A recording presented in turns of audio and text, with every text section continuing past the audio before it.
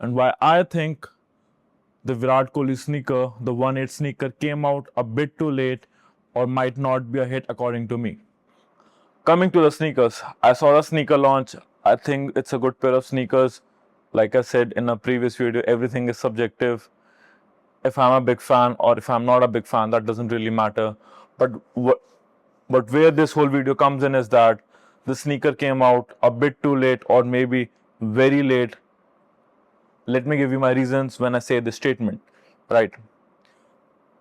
I think most of us can agree to the fact that Virat Kohli is more or less equivalent to Michael Jordan in the NBA, right? Yes, NBA is a very US centric sport, it's not very international. But Virat Kohli is more or less the equivalent of Michael Jordan, right?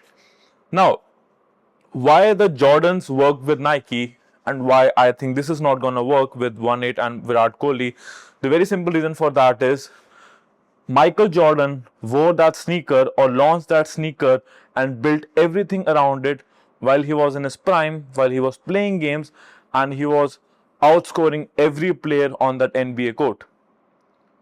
Whereas Virat Kohli, he's almost at the end of his career, he's about to retire, and yes, he has been playing good recently. I'm not going to disagree with that.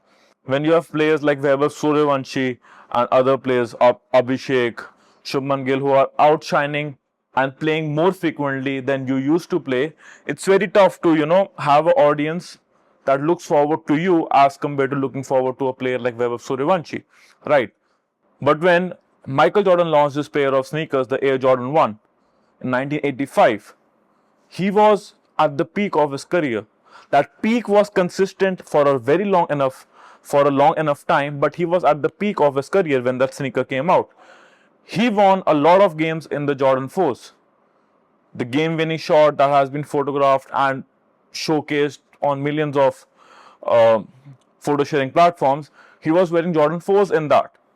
That gives the audience, the fan base, a good enough reason to buy that pair of sneakers, right?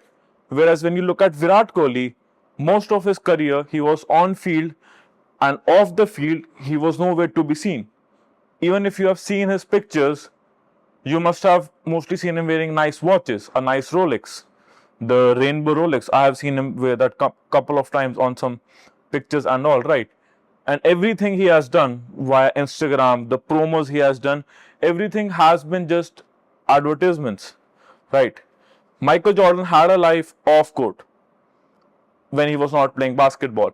Virat Kohli has very well protected that life and he has all the right to do so, right?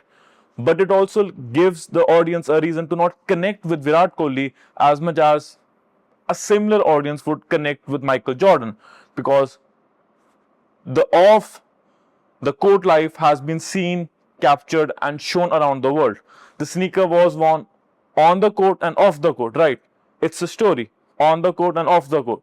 That's how the brand wanted to build the sneaker.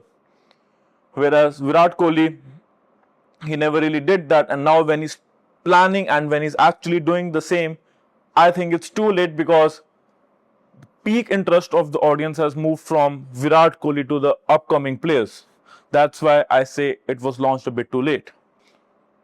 Well, a lot of you might also say that a good product for a player or superstar like Virat Kohli can be a cricket bat, right?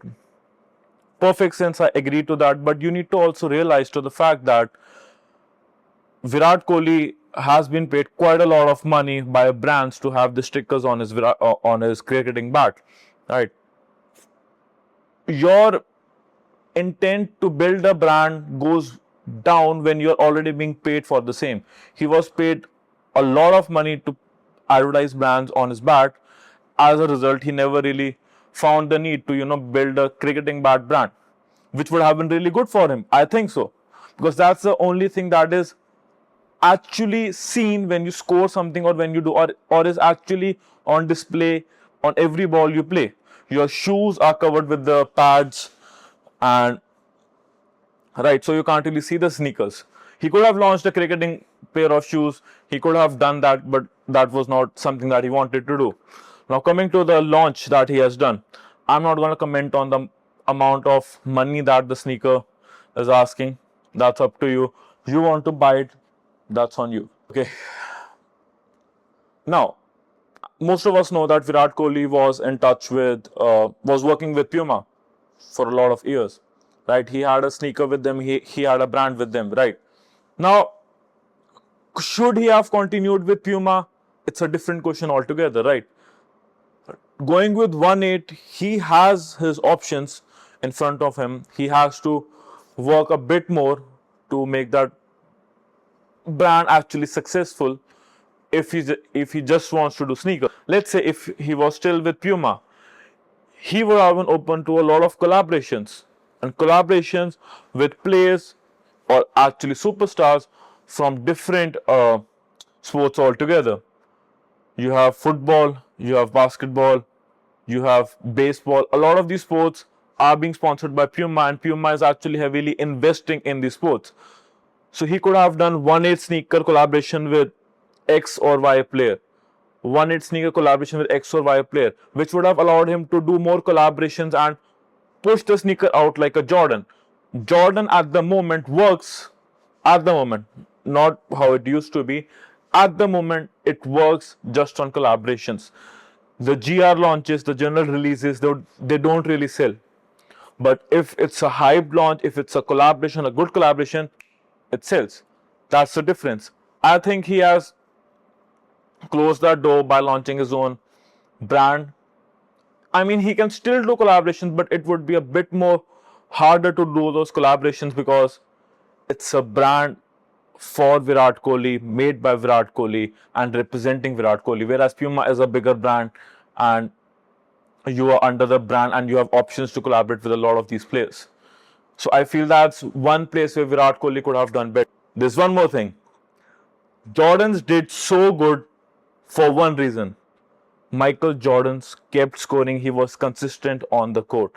He was scoring 40 plus points in more or less every game, and that made every kid very fascinated with the sneaker. Every kid wanted to be like Michael Jordan. Everyone wanted to be like Mike.